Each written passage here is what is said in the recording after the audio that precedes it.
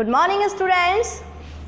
So let's continue with our chapter number 2, that is acids, bases and salts. So in our last lesson we studied the classification of salts and how can we classify the salts. In this lesson we will study that how can we see the pH of salts, कि different salts की pH को हम कैसे पता लगा सकते हैं, या हम ये कैसे पता लगा सकते हैं कि कोई सॉल्ट एसिडिक नेचर का है, बेसिक नेचर का है या न्यूट्रल है. तो इसी बेसिस पे हम स्टार्ट करते हैं कि हम ये जानते हैं कि जो सॉल्ट्स हैं वो जनरली न्यूट्रलाइजेशन रिएक्शन से बनते हैं. न्यूट्रलाइजेशन रिएक्शन जिसमें कि एक एसिड एक बेस से रिएक्ट करके एक दूसरे को न्यूट्रलाइज करके सॉल्ट और वाटर बनाते हैं. इसी तरीके से इसकी रिवर्स प्रोसेस भी हो सकती है कि एक सॉल्ट जब वाटर से रिएक्ट करे तो वो एसिड और बेस दे. तो जब सॉल्ट की वाटर से रिएक्शन होती है और वो एसिड और बेस देता है तो हम इसको कहते हैं सॉल्ट हाइड्रोलाइसिस. जब इसका हाइड्रोलाइसिस होगा तब बनेगा एक बेस सोडियम हाइड्रोक्साइड और एसिड हाइड्रोक्लोरिक एसिड, यानी कि सॉल्ट का क्या हुआ, हाइड्रोलाइसिस हुआ और कॉरेस्पॉन्डिंग बेस और क्या बन गए, एसिड बन गए. अब जब हमने इन एसिड और बेस को देखा तो हमने देखा कि बोथ आर स्ट्रॉन्ग, और जब स्ट्रॉन्ग बेस और स्ट्रॉन्ग एसिड रिएक्ट करके सॉल्ट बनाते हैं तो हमें पता होना चाहिए कि उससे बनने वाला सॉल्ट हमेशा कैसा होगा, न्यूट्रल होगा, जिसका पीएच कितना होगा, 7. अब दूसरी कैटेगरी आती है, इसको हम जो भी हमारा सॉल्ट है उसको इस तरीके से शॉर्ट में ब्रेक करके भी देख सकते हैं कि NaCl है, इसको हमने यहाँ से ब्रेक किया, सोडियम से हमने OH माइनस अटैच किया, क्लोराइड से हाइड्रोजन, तो ये बन गया NaOH और इस तरीके से HCl. इसी तरीके से सेकंड कैटेगरी है हमारी salts of strong acid and weak base. Acid लिया है हमने स्ट्रॉन्ग और बेस लिया है हमने वीक. तो इनसे जो सॉल्ट बनेगा तो जो भी स्ट्रॉन्ग है हमारे सॉल्ट का नेचर भी वैसा ही होगा. यहाँ हमने लिया है स्ट्रॉन्ग एसिड और बेस लिया है वीक, तो जो सॉल्ट बनेगा वो कैसा बनेगा, जो स्ट्रॉन्ग है. स्ट्रॉन्ग कौन है, एसिड, तो सॉल्ट का नेचर भी कैसा होगा, एसिडिक. और हमें पता है जो भी एसिडिक होता है उसका पीएच होता है लेस देन 7, यानी कि जो भी सॉल्ट बनेगा उसका पीएच होगा लेस देन 7.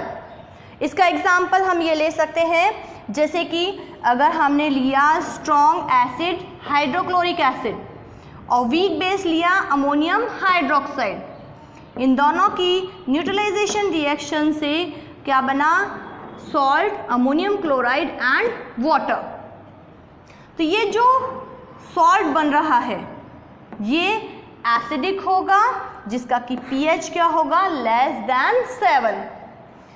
इसी का अगर हमने रिवर्स प्रोसेस कराई यानी कि हाइड्रोलाइसिस करवाया इस सॉल्ट का, तो अगर हमने इसका हाइड्रोलाइसिस करवाया वाटर से, वाटर के साथ इसकी रिएक्शन करवाई, तो जो NH4Cl वो किस तरीके से ब्रेक होगा, NH4 plus and Cl minus. इसी तरीके से water H plus and OH minus. इस NH4 प्लस को हमने OH माइनस से अटैच किया, इस H प्लस को हमने Cl माइनस से अटैच किया और हमारा क्या बन गया, NH4OH and HCl.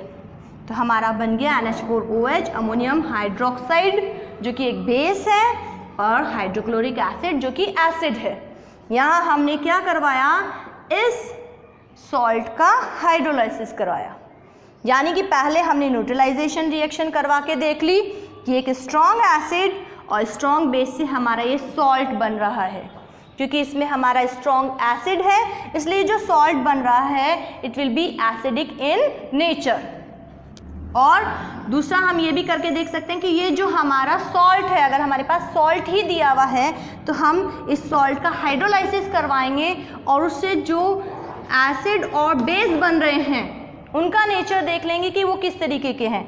Ammonium hydroxide हमें पता है वीक बेस है, और हाइड्रोक्लोरिक एसिड क्योंकि स्ट्रॉन्ग एसिड है, और हमें पता है कि स्ट्रॉन्ग एसिड और वीक बेस से बनने वाला जो भी सॉल्ट होगा it will be acidic in nature. तो इस तरीके से हम और भी जो भी हमारे सॉल्ट्स हैं उनका नेचर बता सकते हैं।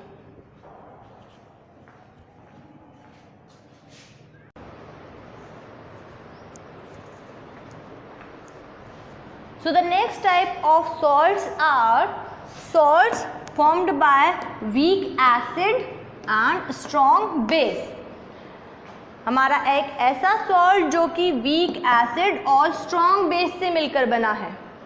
तो हमने पहले ही बता दिया है कि जो भी चीज़ स्ट्रॉन्ग होगी वो ज़्यादा स्ट्रॉन्ग है और ये वीक है, तो ये पूरे टोटली न्यूट्रलाइज नहीं हो पाएगा। इसकी स्ट्रेंथ क्योंकि ज़्यादा है, तो जो भी सॉल्ट होगा उसका नेचर जो भी हमारा स्ट्रॉन्ग है, चाहे वो स्ट्रॉन्ग बेस है चाहे स्ट्रॉन्ग एसिड है, वैसा ही होगा। तो यहाँ पे स्ट्रॉन्ग कौन है? बेस है। तो हमारा जो भी सॉल्ट बनेगा वो कैसा होगा? Basic in nature. और बेसिक सॉल्ट का जो pH होता है डैट इज ग्रेटर दैन 7। तो जो भी हमारा सॉल्ट बन रहा है with the weak acid and strong base, it will basic in nature with pH more than 7। Example के लिए sodium carbonate, sodium hydrogen carbonate, sodium acetate. जैसे कि अगर हमने एग्जाम्पल लिया है कि यदि हमने एक स्ट्रॉन्ग बेस लिया सोडियम हाइड्रोक्साइड और वीक एसिड लिया है कार्बोनिक एसिड H2CO3, तो जब ये दोनों एक दूसरे से रिएक्ट करेंगे तो हमारे पास सॉल्ट बनेगा सोडियम कार्बोनेट और बनेगा वाटर।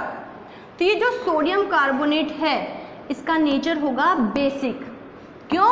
क्योंकि ये एक स्ट्रॉन्ग बेस और वीक एसिड से मिलकर बना है। इसी तरीके से जो नेक्स्ट कैटेगरी है हमारी वो है salts of weak acid and weak base. दोनों ही क्या हैं? वीक हैं। तो कोशिश ये करेंगे कि दोनों एक दूसरे को टोटली न्यूट्रलाइज कर दें। तो वीक एसिड और वीक बेस से बनने वाले जो सॉल्ट्स होते हैं उनका जो नेचर होता है वो ऑलमोस्ट न्यूट्रल होता है विद नियरली pH 7। तो जैसा कि हमने एग्जाम्पल लिया है, सॉल्ट लिया है हमने अमोनियम एसीटेट। ये जो सॉल्ट है वो किससे मिलकर बना हुआ होता है? जब हम एक वीक एसिड ले लेते हैं एसिटिक एसिड और एक वीक बेस ले लेते हैं अमोनियम हाइड्रोक्साइड, दोनों ही वीक हैं, acetic acid and ammonium hydroxide. या एसिटिक एसिड को हम और क्या बोलते हैं? Ethanoic acid. तो हमने लिया ethanoic acid and ammonium hydroxide.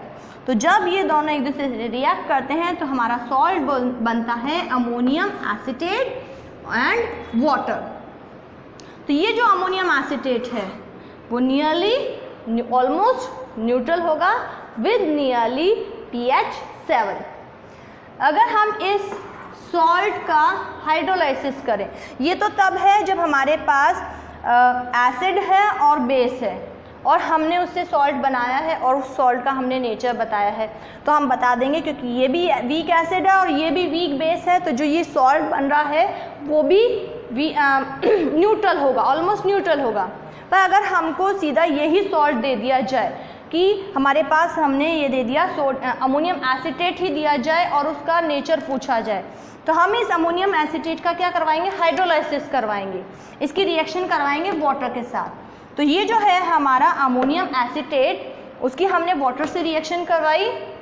हमें अच्छी तरीके से पता है कि अमोनियम एसीटेट में ये जो एसीटेट आयन है इस पे नेगेटिव चार्ज होता है। इसी तरीके से जो ये अमोनियम आयन है उस पर पॉजिटिव चार्ज होता है। इसी तरीके से वाटर जो है वो ब्रेक डाउन होता है H+ में और OH- में। तो ये जो CH3CO- है ये वाटर के H+ से अटैच हो जाएगा और इसी तरीके से इसका ये जो अमोनियम जो कि पॉजिटिव आयन है वो वाटर के OH- से अटैच हो जाएगा। तो क्या फॉर्म हुआ?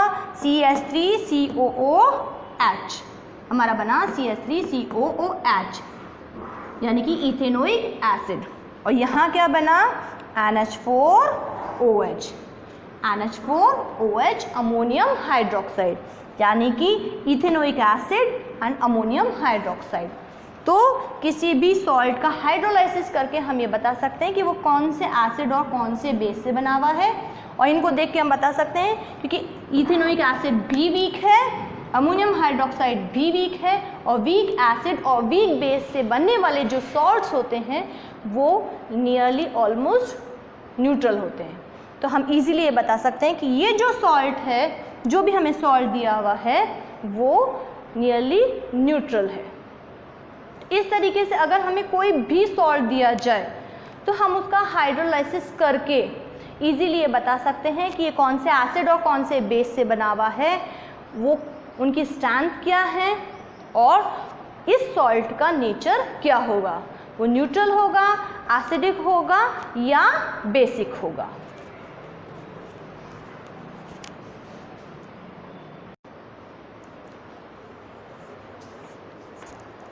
So let's find out the nature of some salts. हम कुछ सॉल्ट्स के नेचर निकाल के देखते हैं कि वो किस तरीके के हैं। तो इसके लिए हम कुछ एग्जांपल्स लेते हैं, जैसे कि हमने फर्स्ट एग्जांपल लिया है अमोनियम क्लोराइड।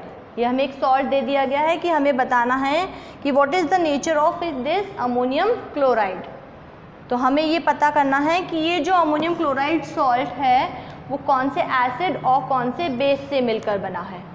तो हमें पता है कि अगर सॉल्ट का हमें क्या कराएं, हम क्या कराएंगे, हाइड्रोलाइसिस कराएंगे, यानी कि इसकी वाटर से रिएक्शन करवाएंगे, तो हमारे पास कॉरेस्पॉन्डिंग बेस और एसिड आ जाएंगे। तो हमने इस अमोनियम क्लोराइड की वाटर से रिएक्शन कराई और हमारे पास बेस आ गया अमोनियम हाइड्रोक्साइड और एसिड आ गया हाइड्रोक्लोरिक एसिड। अब हम इनका नेचर देखेंगे कि अमोनियम हाइड्रोक्साइड क्या है, एक वीक बेस है, जबकि हाइड्रोक्लोरिक एसिड एक स्ट्रॉन्ग एसिड है। तो ये एक ऐसा सॉल्ट है जो कि वीक बेस और स्ट्रॉन्ग एसिड से मिलकर बना है।